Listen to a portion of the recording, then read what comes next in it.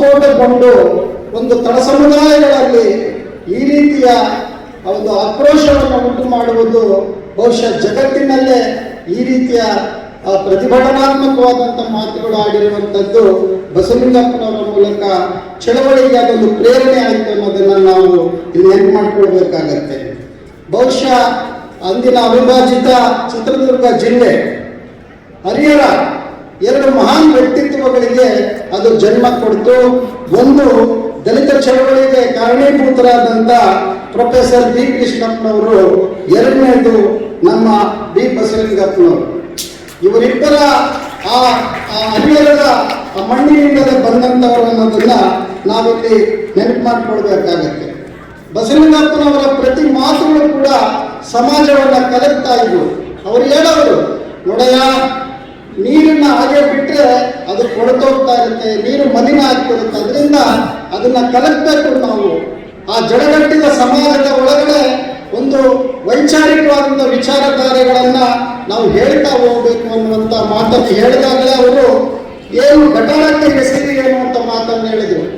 ಈ ಪೂಜಾರ್ಥ ಮಾಡುವಂಥ ವೈದಿಕ ಸಮಾಜದ ಈ ಬ್ರಾಹ್ಮಣ್ಯ ಕೊಟ್ಟಿರುವಂಥ ಒಂದು ಅವೈಚಾರಿಕ ಪ್ರಜ್ಞೆ ಏನಿದೆ, ಆ ವಿಚಾರಧಾರೆಗಳನ್ನ ಘಟನಕ್ಕೆ ಹೆಸರು ಎನ್ನುವಂಥ ಮಾತುಗಳನ್ನ ಹೇಳಿದಂಥವರು ಡಿ ಬಸವಲಿಂಗಪ್ಪನವರು ಅನ್ನೋದನ್ನ ನಾವು ನೆನಪು ಮಾಡಿಕೊಳ್ಬೇಕಾಗತ್ತೆ.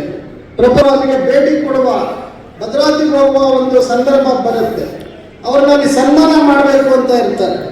ಆ ಸಂದರ್ಭದಲ್ಲಿ ದಲಿತ ಸಂಘರ್ಷ ಸಮಿತಿಯ ನಮ್ಮ ಹಿರಿಯರು ಬಸವಲಿಂಗಪ್ಪನವರು ಆ ಸನ್ಮಾನಕ್ಕೆ ಏನಾದರೂ ಬಂದರೆ ನಾವು ಅದನ್ನು ಪ್ರತಿಭಟಿಸಬೇಕಾಗತ್ತೆ ಅನ್ನುವಂಥ ಮಾತನ್ನ ಹೇಳ್ತಾರೆ.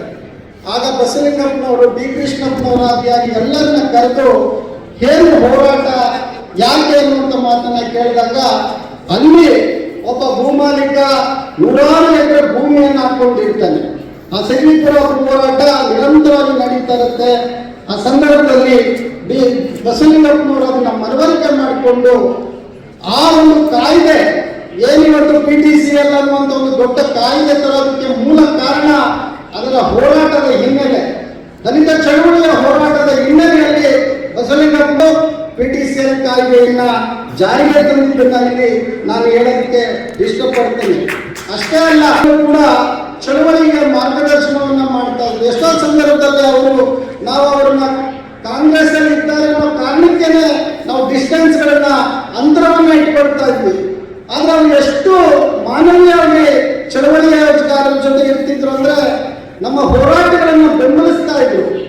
92ರಲ್ಲಿ ನಾವು ಸುಮಾರು 5 ಲಕ್ಷ ಜನರನ್ನ ಸೇರಿಸಿ ಹೋರಾಟ ಕಾರ್ಯಕ್ರಮ ಮಾಡಿದಾಗ ಬಸವಲಿಂಗಪ್ಪನವರು ಎಷ್ಟು ಸಂತೋಷ ಪಟ್ಟರು ಅಂದ್ರೆ, ನನ್ನ ಜನ ಇವತ್ತು ಎದ್ದು ಬಂದಿದ್ದಾರೆ, ಲಕ್ಷಾಂತರ ಜನ ಇವತ್ತು ಹೋರಾಟಕ್ಕೆ ಬಂದಿದ್ದಾರೆ